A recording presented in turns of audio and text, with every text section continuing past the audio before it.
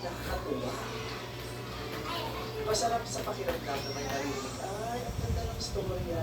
Mula sa wala, ngayon meron yung tatay na nahirapan. Ngayon, komportable na. May nanay at tatay na may problema. You're so fast na Jud, no?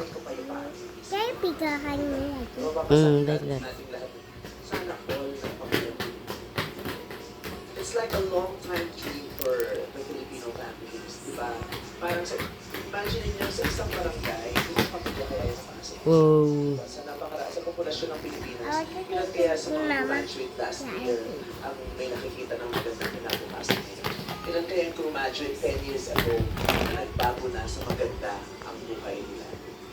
Kaya hindi natin palagi mas marami tayong nababalita ang malungkot, di ba? Malungkot na istorya. Pero paminsan-minsan kung nakakarinig tayo din, ang sarap.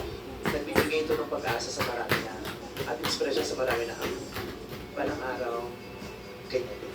Congratulations to you and to your family. Thank you so much po. At sa lahat sa inyo, alam kong lahat kayo araw-araw nakikipagsapalaran, alam kong araw-araw Tomorrow, Ra. makakapit sa mga pangarap na yan. May mga pangangailangan na pinipilit na matugunan.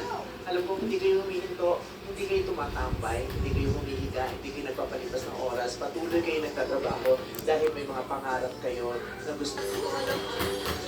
Nene is very proud of you. Yay! Pero, mas mapaproud ako kung mapaperfect itong last round. Mommy, one Hindi good. pwede sa achievement lang sa work. Kailangan pa Five. ng games. Pakasama ba natin yan? Let's see. Sa huling laro natin, mas marami ang pagtindi na tila isang puno. Bon wala kay China. Everybody say!